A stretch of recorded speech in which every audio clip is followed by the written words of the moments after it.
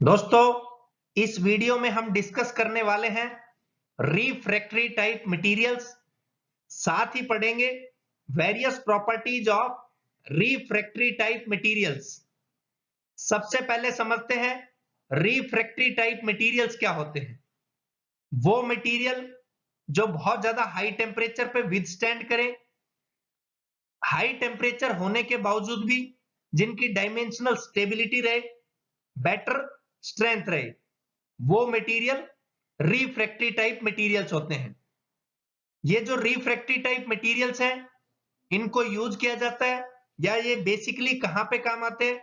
जो फर्नेसीज होते हैं। अब फर्नेसीज क्या है? एक सिंपल सा मैंने फिगर बनाया है।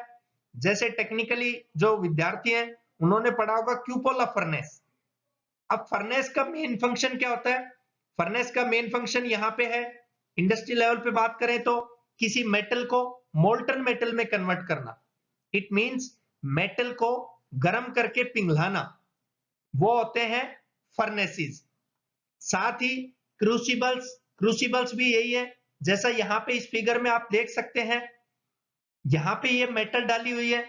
ये इस प्रकार का एक कंटेनर है जिसके नीचे फायरिंग की जाती है, आग दी जाती है। जो आग है उस आग की सहायता से यहाँ पे ये गर्म होता है और गर्म होने के बाद इसमें जो मेटल के टुकड़े होते हैं उनको पिघलाया जाता है, मेल्टिंग कंडीशन में लाया जाता है, लिक्विड स्टेट में लाया जाता है, ताकि आसानी से उसकी सहायता से मोल्ड्स के द्वारा नई शेप प्रोवाइड की जा सके। ये बेसिक फंक्शन होता है। जैसे प्लास्टिक है तो प्लास्टिक को पिघलाना है तो यहाँ पे प्लास्टिक के कंपोनेंट्स डाले जाते हैं और इजिली उनको मेल्ट किया जाता है। यही बेसिक फंक्शन है फर्नेस का और क्रूसिबल का। तो यहाँ पे रिफ्रैक्टरी टाइप जो मटेरियल्स हैं वो मेनली यूज किए जाते हैं इनकी लाइनिंग्स के लिए। अब रिफ्रैक्टरी लाइनिंग्स क्या है? रिफ्रैक्टरी लाइनिंग से मीनिंग है एक प्रकार की प्रोटेक्टिव लेयर जो फर्नेस के अंदर लगाई जाती है और उसका जो काम करती है वो as a form of insulation, means एक प्रकार का इंसुलेशन का काम करती है और हाई टेम्परेचर पे वो विथस्टैंड करती है। ये मेन फंक्शन होता है फर्नेसेस और क्रूसिबल्स के अंदर लाइनिंग्स का। जो मेन एडवांटेज है इन मटेरियल्स को बनाने का, यूज करने का, रिफ्रैक्टरी टाइप मटेरियल्स का, कि ये जो फ्यूल चार्ज किया जाता है, जिस फ्यूल की सहायता से, जैसे कोक का बेड लगा दिया यहाँ पे फर्नेस में, तो जिसकी सहायता से मटेरियल को मेल्ट किया जाता है, मान लीजिए प्लास्टिक को हम मेल्ट कर रहे हैं, तो उसके लिए जो बेसिक चार्जिंग फ्यूल है उसके साथ किसी भी प्रकार का ये मटेरियल रिएक्ट नहीं करते, मींस केमिकली किसी प्रकार का खराब रिएक्शन नहीं होता रिफ्रैक्टरी मटेरियल्स का। यही इसका सबसे बड़ा एडवांटेज होता है। अब बात करते हैं various properties of refractory materials के बारे में। प्रॉपर्टीज की बात करें तो गुण क्या होने चाहिए? कोई भी मटेरियल है या कोई अदर थिंग है तो उसमें क्या क्या गुण होने चाहिए, वो होती है किसी चीज की प्रॉपर्टीज। जैसे सबसे पहली, resist sudden change of temperature. Suddenly कहीं पे कोई टेम्परेचर चेंज हुआ तो किसी प्रकार का कोई इफेक्ट ना पड़े, इस प्रकार के रिफ्रैक्टिव मटेरियल्स होने चाहिए। इससे क्या होगा? मटेरियल पे किसी प्रकार का इफेक्ट नहीं पड़ेगा तो वहां पे जो कंडीशन, जो रिक्वायरमेंट हमारी, वो बिल्कुल स्टेबल रहेंगी, प्रॉपर रहेंगी। तो यही सबसे बड़ा बेनिफिट है। दूसरी इसकी प्रॉपर्टी, कोई भी जैसे मटेरियल है तो उसको यूज करने के लिए हम लोग सबसे पहले प्री डिटरमाइन यही रहते हैं कि इसकी लाइफ लॉन्ग होनी चाहिए। वही चीज लागू होती है रिफ्रैक्टरी मटेरियल्स पे भी, कि इनकी जो लाइफ है वो लॉन्ग होनी चाहिए। जैसे हम इनको कहीं पे यूज करें तो बहुत सडनली, बहुत जल्दी से ये टूट ना जाए, ब्रेक ना हो जाए, मींस इनकी स्ट्रेंथ प्रॉपरली बनी रहनी चाहिए, लंबे समय तक ये चलाऊ होने चाहिए, ताकि फर्नेसिस जो है, तो फर्नेसिस के अंदर एज ए लाइनिंग्स हम लोग यूज करते हैं, तो वो लाइनिंग्स के लिए यूज करें तो लाइनिंग्स ब्रेक ना हो, टूटे ना, और लंबे समय तक वो चलती रहे। तो ये भी एक प्रॉपर्टी होनी चाहिए। नेक्स्ट इसकी प्रॉपर्टी होनी चाहिए पोरोसिटी। पोरोसिटी से सबसे बड़ा बेनिफिट क्या होता है? अगर पोरस का हम एग्जांपल समझें तो जैसे मटका है, मटके में हमने पानी डाला, नए मटका लेकर के आए, तो उसमें पानी डालने के बाद जैसे नीचे बूंद बूंद पानी गिरता है, उससे क्या होता है? वो एक एक्सपोजर प्रोसेस है।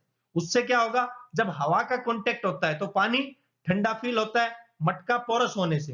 तो यहाँ पे क्या काम होगा, यहाँ पे क्या बेनिफिट हमें मिलेगा, रिफ्रैक्टरी मटेरियल्स जब पोरोसिटी टाइप उसकी प्रॉपर्टी होगी तो किसी प्रकार की गैसेस वहां पे क्रिएट होंगी तो आसानी से वो एस्केप हो जाएंगी, आसानी से निकल जाएंगी यदि रिफ्रैक्टरी मटेरियल्स पोरस हैं।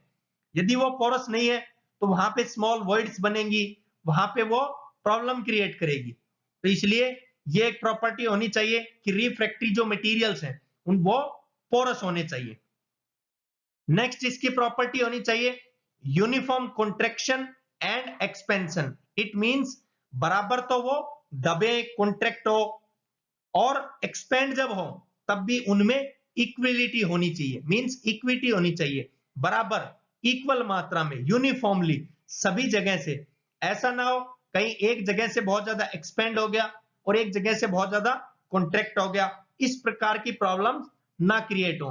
तो ये इसकी प्रॉपर्टी होनी चाहिए जो कि बहुत ही बेटर प्रॉपर्टी है कि यूनिफॉर्म तो कॉन्ट्रैक्शन हो और यूनिफॉर्म ही उनका एक्सपेंशन हो, मींस बराबरली वो दबे हर जगह से इक्वली और बराबर ही वो जैसे खींचना है उसको एक्सपेंड करना है तो वो एक्सपेंड हो। नेक्स्ट इसकी प्रॉपर्टी होनी चाहिए लो कॉस्ट। ये भी हर चीज पे लागू होती है। जैसे मार्केट में हम गए कोई प्रोडक्ट खरीदने तो सबसे बेसिक रिक्वायरमेंट होती है कि क्वालिटी बहुत बेटर हो और कॉस्ट कम हो, तो यही इस पे भी लागू होती है। ये भी एक प्रॉपर्टी होनी चाहिए कि रिफ्रैक्टरी मटेरियल्स जो भी हम बाय करें तो उनकी कॉस्ट लो हो। लास्ट है बेटर अपीयरेंस। जो रिफ्रैक्टरी मटेरियल्स हैं जहां पे हमने लगाए, जहां पे हमने एज ए यूज किए तो वहां देखने में प्रॉपरली वो बहुत सुंदर लगे, बहुत बेटर लगे। ऐसा ना हो हमने उनको यूज किया कहीं पे और वो देखने में बहुत ही खराब लगते हैं जबकि अपना स्पेसिफिक फंक्शन कर रहे हैं लेकिन देखने में वो खराब लगे। जैसे मान लीजिए कोई व्हीकल की बात है, हमने कोई नया व्हीकल लिया, वो बहुत बेटर क्वालिटीड व्हीकल है लेकिन देखने में उसकी अपीयरेंस जो है वो बेटर नहीं है, तो एज ए हम उसको डिफेक्टेड माल ही समझते हैं कि वो डिफेक्टेड पीस है, डिफेक्टेड व्हीकल है, ऑटोमोबाइल व्हीकल बिल्कुल डिफेक्टेड है, तो इसलिए उसकी बेटर अपीयरेंस रहनी चाहिए। इसके अलावा बहुत सी ऐसी अदर प्रॉपर्टीज है, जैसे केमिकली बात करें तो किसी भी प्रकार का कोई कोरोजन ना लगे, इस प्रकार के रिफ्रैक्टिव मटेरियल्स होने चाहिए। सबसे बड़ी बात डायमेंशनल स्टेबिलिटी होनी चाहिए, मींस जब हम इनको यूज करें जहां पे भी एज ए कहीं पे कॉन्ट्रैक्शन के लिए, एज ए कहीं पे एक्सपेंशन के लिए, तो ऐसा ना हो कि उसकी डायमेंशंस चेंज हो जाएं, उसकी डायमेंशंस अपने आप घटे, अपने आप बढ़े, इस प्रकार की नहीं होनी चाहिए। मीन जहां पे हम इसको यूज करें तो एक बार उसको एज ए एक्सपेंशन के लिए या कॉन्ट्रैक्शन के लिए यूज किया तो उसकी डायमेंशन पर्टिकुलरली एक जगह स्टेबल हो जाए, ऐसा ना हो बाद में बढ़े या घटे। जैसे स्प्रिंग है तो स्प्रिंग को हमने खींचा और छोड़ा, छोड़ते वापस ओरिजिनल कंडीशन में जाएगी, तो वो डायमेंशनल चेंज है उसमें। यहां पे ऐसा नहीं होना चाहिए। रिफ्रैक्टिव मटेरियल जैसा हमने शेप दी और उसको जिस हजार्ड कंडीशन में या अदर कंडीशन में यूज कर रहे हैं तो डायमेंशन पे किसी प्रकार का इफेक्ट ना पड़े, तो ये भी एक प्रॉपर्टी होनी चाहिए। तो ये था दोस्तों रिफ्रैक्टरी मटेरियल्स क्या होते हैं और उनकी वेरियस कौन कौन सी प्रॉपर्टीज होनी चाहिए। थैंक यू दोस्तों।